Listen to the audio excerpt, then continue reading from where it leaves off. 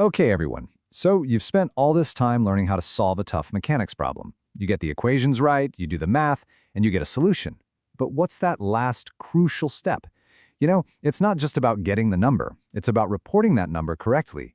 And that's exactly what we're going to dive into today, the whole idea of numerical accuracy. You've seen this flowchart before, right?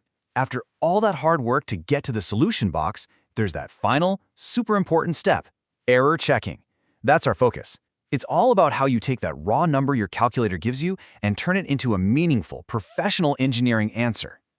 So let's say your calculator spits out this number, 95.4827105 newtons. Man, that looks incredibly precise, doesn't it?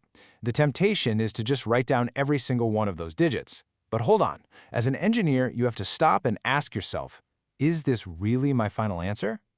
Well, the short answer is nope, not even close. And we're about to see exactly why.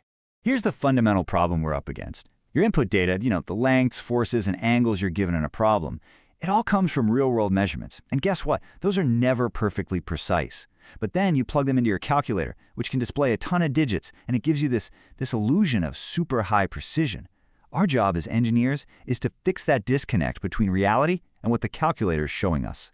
This brings us to the formal definition of numerical accuracy. And look, it really has two parts. The first part is the accuracy of the data you start with. The second is the accuracy of the calculations you do. Now, our calculators and computers are amazing, right? They make the computation part incredibly accurate. So, where's the weak link in the chain? And here it is. This is the golden rule you have to remember. It's a chain, and it's only as strong as its weakest link. For us, that weak link is almost always the input data. Your final answer can never be more accurate than your least accurate measurement. A calculator can't just magically create precision that wasn't there in the first place. To put a number on it, here's a good rule of thumb in engineering. The data we are given is very rarely known with an accuracy greater than 0.2%. Just think about that for a second. If our inputs are only that accurate, does it make any sense at all to report our answer with 8 or 9 decimal places? Of course not. It's totally misleading, and honestly, it's unprofessional. All right, so we've nailed down the why. We know our answers have to be honest about the accuracy of our inputs. So that leads to the big practical question. How do we actually do that? How do we take that long, messy number from our calculator and turn it into something that's both accurate and professional? Well, the answer comes down to a concept you've probably heard of before, but we're going to apply it with real engineering discipline. We use a standardized system for reporting our results that's based on significant figures. And listen, this isn't just a suggestion, it's the professional standard for clear and honest communication in our field. And the good news is, the rules are actually very, very straightforward. For this course, and really for general engineering practice, here's all you need to remember. If your number starts with a 1, you're going to report your answer using 4 significant digits. For pretty much every other case, if it starts with a 2 or a 5 or a 9, whatever, you use 3 significant digits. That's it. Let's make this crystal clear with 2 quick examples. First up, 15.58 newtons. Okay, it starts with a 1, so we use our first rule and report 4 significant digits. Easy. Next, 40.2 newtons. That number starts with a 4, so we apply the second rule and report just 3 significant digits. See? It really is that simple.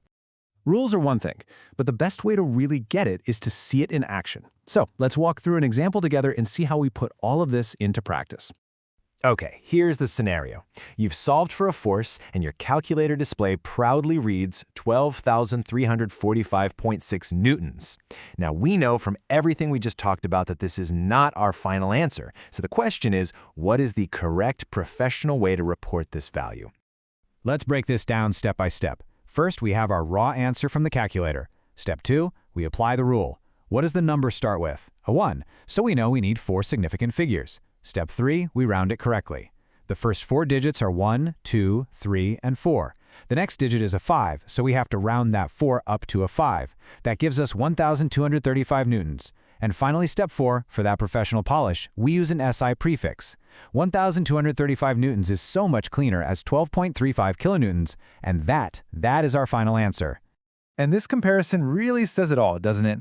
The version on the left implies a level of precision that just wasn't there to begin with. It's dishonest because our input data was never that good.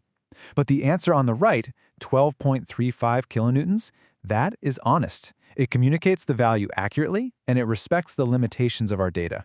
That's what makes it professional. Now, I know this might seem like just a fussy little formatting rule, but there is a really deep and important reason behind all of this. So let's just pause and think about it for a second. Why must we go through this process? Why do we have to round our final answers? The answer to that question takes us right out of the classroom and into the real world of professional engineering, where the consequences are very, very real. Let's take a look at why this isn't just some academic exercise to get more points on an exam. You know, the stakes are incredibly high. First and foremost, safety. The designs of bridges, of cars, of planes, they all depend on correct, meaningful values, not some fantasy number from a calculator. Second, clear communication. If you report too many digits, you can actually mislead your colleagues into making bad decisions. Third, professional integrity. Reporting your values honestly is a core part of engineering ethics. And finally, meaningful results. Your final answer has to reflect physical reality, and that includes its limitations. All right, let's bring it all home and summarize the most important points from all this. If you remember nothing else from this explainer, please remember these key takeaways. At the end of the day, it comes down to 3 core principles. First, input dictates output. Your answer can never be more precise than your starting data, period. Second, report professionally. That means always applying the rules of significant figures. And third, something we always stress, clarity is absolutely key. Never, ever submit an answer without its correct units. These 3 things, they're the bedrock of professional engineering reporting. So please remember this. Getting the right number to pop up on your calculator is only half the battle. As a future engineer, your professional responsibility is to report that solution with absolute clarity and unwavering integrity. I'll leave you with this thought. Engineering isn't just about solving problems. It's about reporting your solutions with clarity and integrity. And that is what separates a student's exercise from real professional practice.